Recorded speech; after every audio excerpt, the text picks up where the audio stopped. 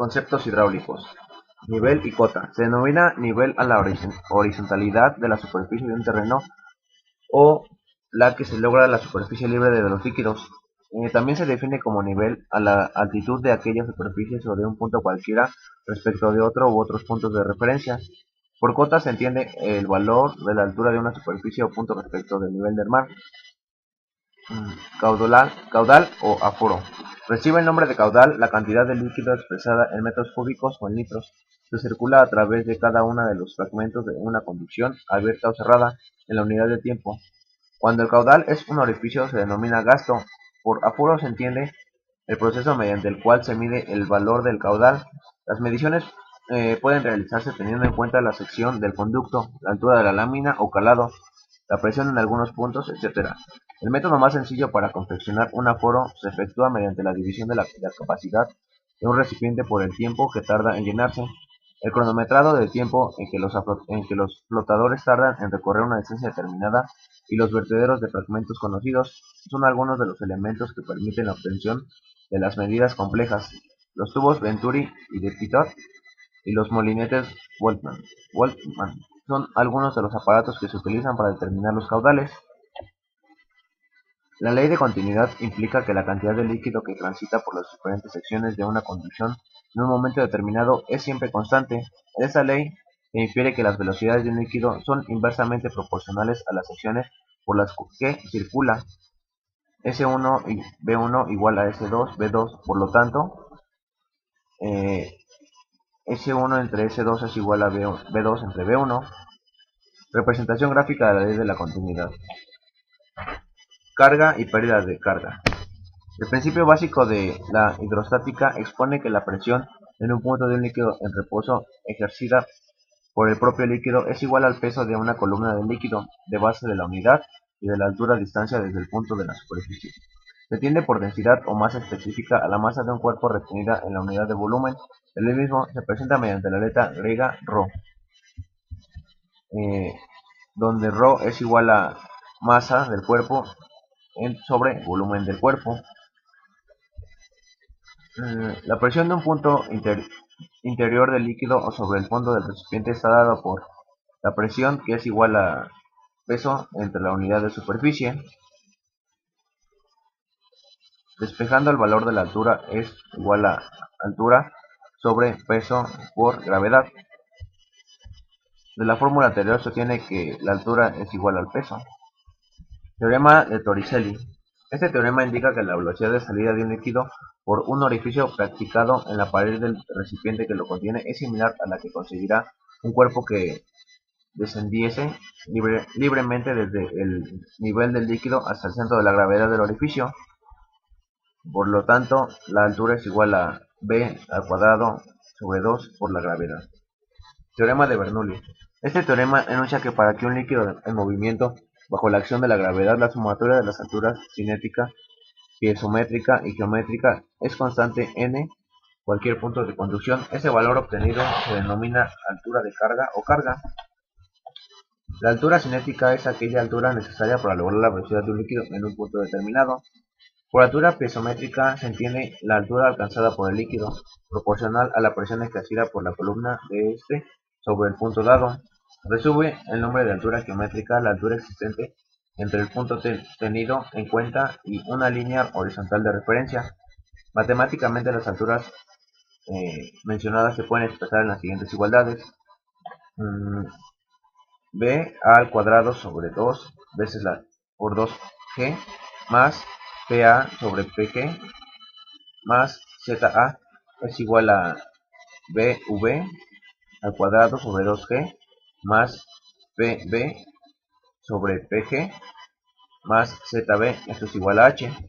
Teóricamente este valor permanece constante y se deduce que en un conducto horizontal, al incrementarse la velocidad se reduce la presión, de modo que si BA es menor que VB, PA es mayor que PB.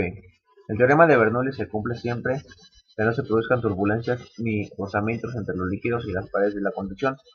Otra condicionante es el grado de perfeccionamiento del líquido, puesto que en el caso de que no sea perfecto puede trasladar cuerpos o partículas en suspensión, lo que facilita el rozamiento o sustancias disueltas que alteren su densidad.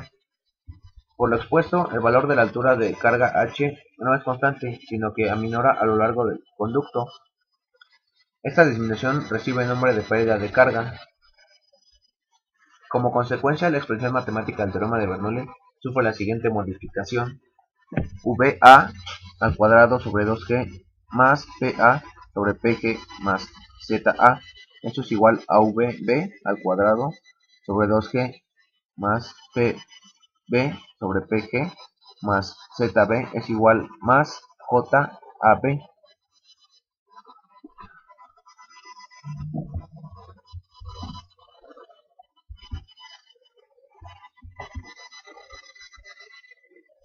Salto de agua. Se entiende por salto de agua al paso violento o descenso de masas de agua desde un nivel más o menos constante a otro inmediatamente menor. La altura de salto o salto es la diferencia de cota y se expresa en metros. Las cascadas o cataratas constituyen saltos naturales y surgen cuando el caudal del río tiene marcados desniveles, pero para un mejor aprovechamiento industrial se refiere a la construcción de saltos creados por el hombre. El agua retenida en el embalse constituye energía potencial que al caer de un nivel superior a otro inferior por medio de conductos muda en energía cinética. A su vez, esta última se transforma en energía mecánica a través de la turbina. La explotación del salto tiene su origen en la presión que el agua ejerce en el punto de toma, desde donde desciende hacia la turbina. Salto bruto o salto real o salto total se expresa mediante la letra H y representa la diferencia entre el nivel de la superficie del agua retenida y el nivel, en apariencia uniforme, de la corriente de agua que se establece una vez que la misma haya transitado las condiciones que salvan el salto de agua. Salto útil o salto neto se representa con la letra H.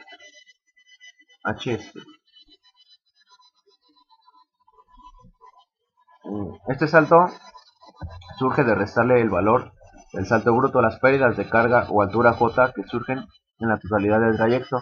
Las pérdidas pueden tener origen en las turbulencias y rozamientos del agua, en los ingresos de las tuberías, válvulas, modificaciones de sección, etc. Embalse. Un embalse surge de acumular las aguas que fluyen del territorio sobre el cual está asentado, identificado como cuenca vertiente.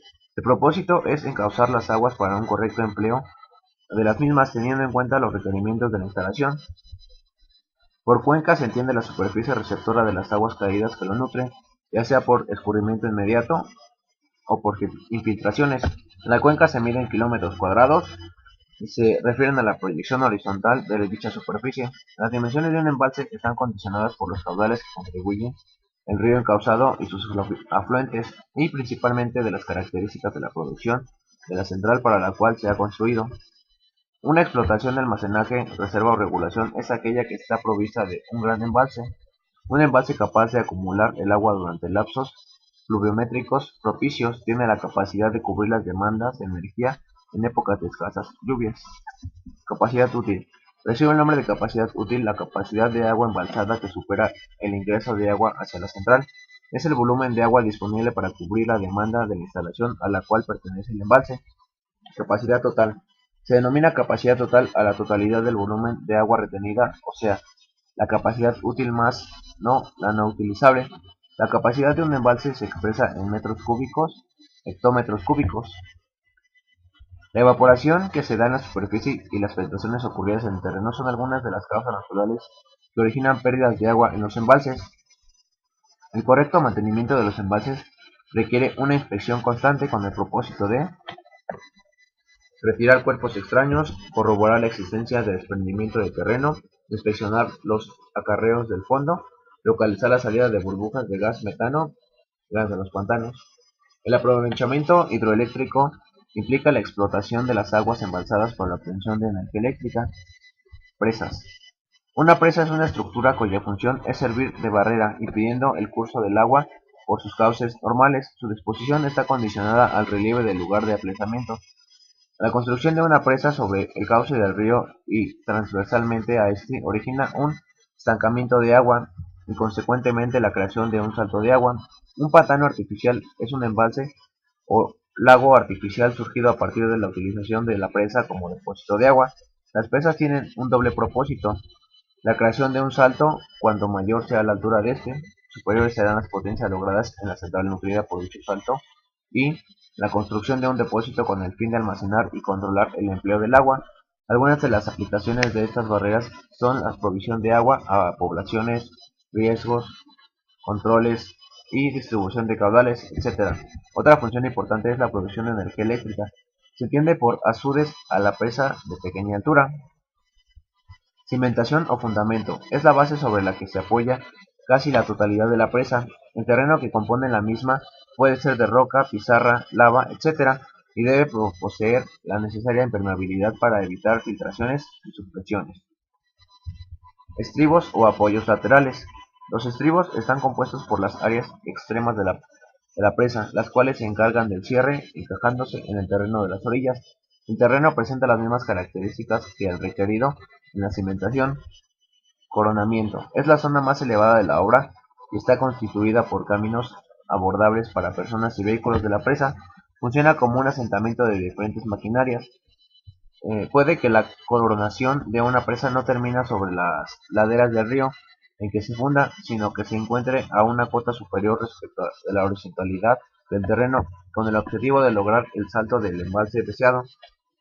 La contención del agua se alcanza mediante la construcción de diques, paramentos. Se denominan así a las superficies de la presa. Los paramentos de agua arriba o dorso son aquellas superficies que sufren la corriente y la presión del agua. Por el contrario, el parámetro de aguas abajo o torso es la superficie opuesta a la de aguas arriba. Clasificación de las presas. Las presas se dividen según la aplicación de las mismas, los materiales empleados y la forma adoptada teniendo en cuenta la aplicación. Las presas pueden ser A. Presas de derivación. Además de la función básica de lograr formar un salto hidráulico, estas presas se encargan de derivar los caudales hacia la central. B. Presas de embalse. Su misión, además de obtener un salto de agua, es el almacenamiento del agua. El agua retenida, aparte de emplearse en la obtención de energía eléctrica, puede utilizarse para riego, actividades deportivas, etc. En lo referente a los materiales empleados, las presas se clasifican en presas de materiales sueltos o presas de tierra o de escollera. El terreno requerido para su construcción debe ser de gran impenetrabilidad al agua. Esto se logra mediante una pantalla impermeable en el parámetro de aguas arriba o construyendo un núcleo central, llenándose la estructura con tierra, piedras, capas de escollera, etc. El dorso o parámetro de aguas abajo puede estar cubierto con mampostería. Este tipo de presas suele utilizarse en la construcción de diques. Presas de hormigón. Se trata de presas construidas con hormigón en masa, cemento y grava exclusivamente. Existen otras que utilizan hormigón armado mediante barras de acero, pero constituyen casos especiales. Actualmente es la forma más utilizada en la construcción de presas. En relación con la configuración de las presas, se catalogan en presas de gravedad. Son aquellas presas en las que las acciones de vuelco y deslizamiento sobre los cimientos producidas por el empuje del agua son vencidas por la estabilidad y resistencia originadas por el peso propio de la presa. El perfil de las presas de gravedad presenta una forma triangular o trapezoidal, la sección maciza constante. Presas de contrafuertes. Estas presas presentan una similitud con las de gravedad, pero su perfil es constante y la zona de sección es menor y hay intervalos regulares. Las presas de contrafuerte se denominan también como presas aligeradas debido a que logran una economía de materiales. Además, se apela a estas presas para la construcción de diques. Presas de arco o presas de simple curvatura. Estas presas presentan una superposición de arcos horizontales cuya parte convexa soporta la mayor presión del agua y del empuje horizontal.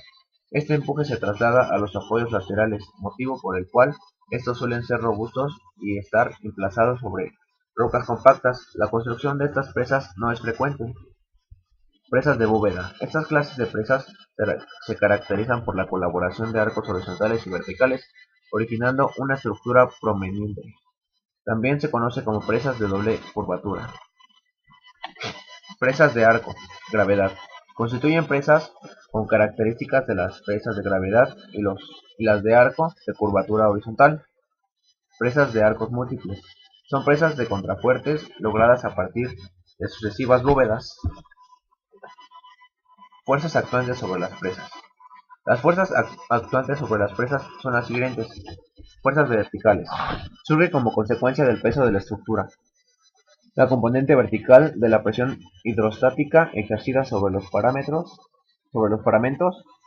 la componente vertical de las aceleraciones sísmicas y las subpresiones del agua, fuerzas horizontales, debidas a las componentes horizontales de la presión hidrostática sobre los paramentos y la componente horizontal de las aceleraciones sísmicas, las fuerzas térmicas, dilataciones y contracciones, presión de los rellenos de la tierra y de los sedimentos y tejidos contra la estructura, presión del hielo.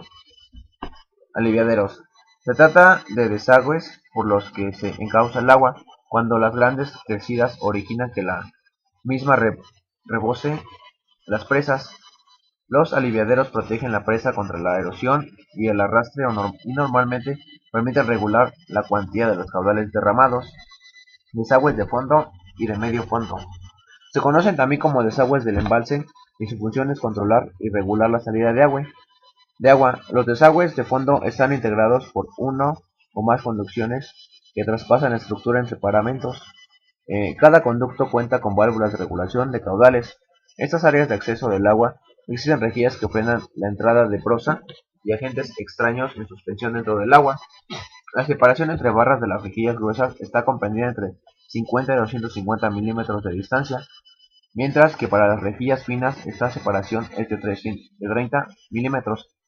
Además de las compuertas, en las embocaduras se instalan ataguías. La función de estas es bloquear el paso del agua y así lograr el agotamiento completo de los conductos. Los desagües de fondo se ubican en la zona central de la presa, en las cercanías de la cimentación, y sirven como medios de seguridad para el agotado del embalse. Los desagües de medio fondo o desagües intermedios sirven para asistir a los aliviaderos de superficie y para controlar el nivel de embalse. Están situados a media altura de la presa y en los laterales de esta. Galerías de inspección. Estas galerías transitan la estructura de la presa en diferentes sentidos con el propósito de revisarlas interiormente.